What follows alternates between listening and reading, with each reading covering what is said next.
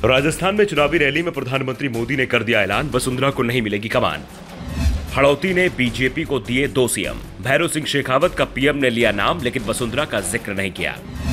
Hadoti reason में प्रधानमंत्री मोदी की रैली में वसुंधरा मंच पर पहुंची, लेकिन पीएम मोदी ने बनाए रखी दूरी। मंच से हर मुद्दे पर बोले प्रधानमंत्री मोदी, लेकिन वसुंधरा का नहीं लिया नाम। 12 जिले की अंता विधानसभा सीट पर पीएम मोदी की सभा हुई। अंता विधानसभा सीट हड़ौती रीजन में आती है और हड़ौती रीजन में बीजेपी के अंदर जिस नारे की गूंज सबसे ज्यादा सुनाई देती है वो है बीजेपी यानी वसुंधरा और वसुंधरा, यानी हड़ौती में वसुंधरा के नाम पर ही बीजेपी को वोट मिलता है। वो यहाँ की सबसे बड़ी नेता हैं और प्रधानमंत्री मोदी जब अंता में रैली करने पहुंचे तो मंच पर वसुंधरा राजे सिंधिया मौजूद रही, लेकिन प्रधानमंत्री ने मध्य प्रदेश की तरह यहाँ पर भी राज्य के सबसे लोकप्रिय नेता का नाम नहीं लेने की परंपरा को बरकरार रखा।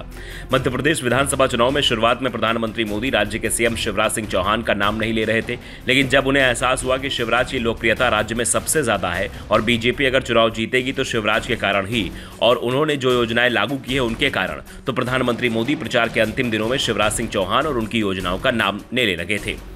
लेकिन राजस्थान में बीजेपी विपक्ष में है, ऐसे में अंतिम चरण में भी प्रधानमंत्री मोदी वसुंधरा का नाम लेते नहीं दिख रहे हैं। यहां तक कि उन्होंने मंच से हड़ौती का जिक्र करते हुए कहा कि हड़ौती का रिश्ता बीजेपी से हमेशा मजबूत रहा है।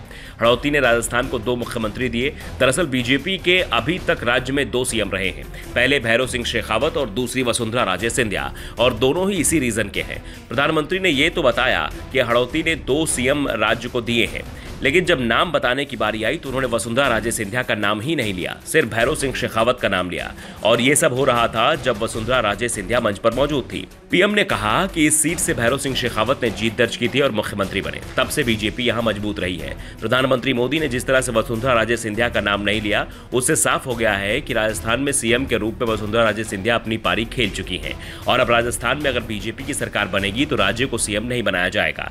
वैसे जिस तरह से विपक्षी गठबंधन ने ओबीसी का मुद्दा उठाते हुए मोदी सरकार की मजबूत घेराबंदी कर ली है, उसके बाद वसुंधरा का दावा पहले से ही कमजोर होता दिखाई दे रहा है, क्योंकि ओबीसी के मुद्दे पर बीजेपी पूरी तरह से बैकफुट पर आ गई है।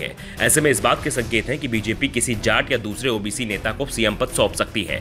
फिलहाल तो सीएम पद की दावेदारी में राजस्थान में करीब 1 दर्जन लोग लाइन में खड़े हो चुके हैं। इस बीच प्रधानमंत्री मोदी ने राजस्थान के सीएम अशोक गहलोत पर भी जमकर निशाना साधा। राजस्थान में प्रधानमंत्री मोदी अपनी हर सभा में एक ऐसा मुद्दा जरूर उठाते हैं जिससे धार्मिक ध्रुवीकरण तेज हो, और अंता में भी उन्होंने ऐसा ही मुद्दा दिया। प्रधानमंत्री मोदी ने कहा कि उदयपुर में कन्हैया लाल के साथ क्या हुआ सभी ने देखा, झालावाड़ में दलित युवकों के साथ क्या हुआ पूरे देश ने देखा।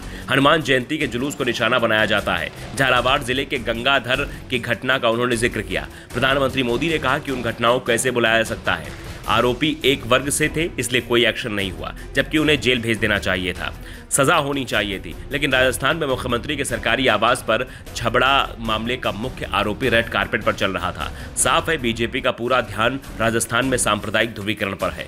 मध्य प्रदेश और छत्तीसगढ़ में तो बीजेपी को इस मामले में कोई सफलता नहीं मिल पाई थी, लेकिन राजस्थान पर यह होता दिखाई दे रहा है और इसी के चलते राजस्थान में कांग्रेस मुश्किल में दिखाई दे रही है। वैसे वसुंधरा को किनारे कर बीजेपी भी मुश्किल में फंस सकती है। Bureau report, the Navdarpan news.